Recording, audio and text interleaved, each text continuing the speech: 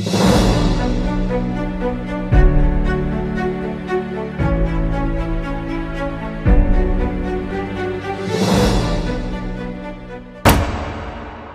माह में नौकरी की गारंटी देगी सुक्खू सरकार। नियुक्ति प्रक्रिया को कार्मिक श्रम विधि विभाग मिलकर बनाएंगे भर्ती विधान। हिमाचल में सुखविंदर सिंह सुक्खू की सरकार 6 माह के भीतर आवेदन से लेकर नियुक्ति तक की प्रक्रिया पूरी कर नौकरी देने की गारंटी देगी। इसके लिए एक भर्ती विधान बनाया जा रहा है। इस भर्ती विधान पर 3 विभाग काम करेंगे। इनमें कार्मिक विभाग, श्रम विभाग और विधि विभाग शामिल है। कांग्रेस ने चुनाव से पहले जारी किए अपने प्रतिज्ञा पत्र में यह वादा किया हुआ है। 13 जनवरी को ही कैबिनेट की पहली बैठक में प्रतिज्ञा पत्र को सरकार के आधिकारिक डॉक्यूमेंट के तौर पर अपना लिया गया है। संबंधित विभागों को उनके महकमे से संबंधित किए गए वादों को लेकर प्रस्ताव तैयार करने होंगे। इसमें एक प्रस्ताव भर्ती विधान का भी है। पूर्व जयराम सरकार के दौरान भर्तियों के बहुत से मामले कोर्ट में फंसे रहे। जेबीटी की भर्ती करीब 4 साल की अवधि के बाद निकल पाई थी। जूनियर ऑफिस असिस्टेंट की भर्ती के मामले हाई कोर्ट से लेकर सुप्रीम कोर्ट तक चल रहे हैं। इसी तरह से पीटीआई भर्ती को लेकर कई अन्य पदों में भर्ती की प्रक्रिया बेहद लंबी हो गई थी। इसके कारण शिक्षित युवाओं में रोष भी था।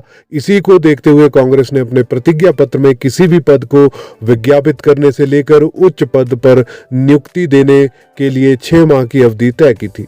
इस अवधि को लागू करने के लिए एक भर्ती विधान बनाने की जरूरत है। कैबिनेट ने अपनी पहली बैठक में 1 लाख नौकरियों को लेकर फैसला ले लिया है, लेकिन ये नौकरियां दी कैसे जाएंगी, इस पर कैबिनेट सब कमेटी से सिफारिशें मांगी है। कैबिनेट सब कमेटी उद्योग मंत्री हर्षवर्धन सिंह चौहान की अध्यक्षता में बनाई गई है, जो एक बैठक कर चुकी है। इस बैठक में सभी महकमों से खाली पदों और इन्हें भरने के लिए उपलब्ध धन की जरूरत पर जवाब मांगा गया है। इसके बाद कैबिनेट सब कमेटी दूसरी या तीसरी बैठक में अपनी सिफारिशें फाइनल कर कैबिनेट में रखेगी।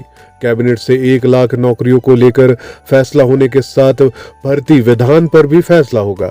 तभी इन पदों पर समयबद्ध तरीके से नियुक्तियां हो पाएगी।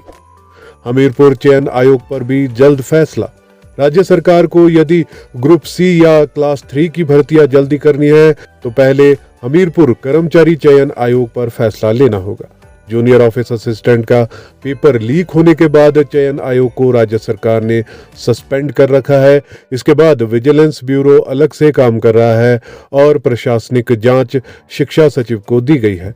मुख्य सचिव प्रबोध सक्सेना ने सोमवार को भी शिक्षा सचिव और आईटी के निदेशक को बुलाकर अपडेट लिया है।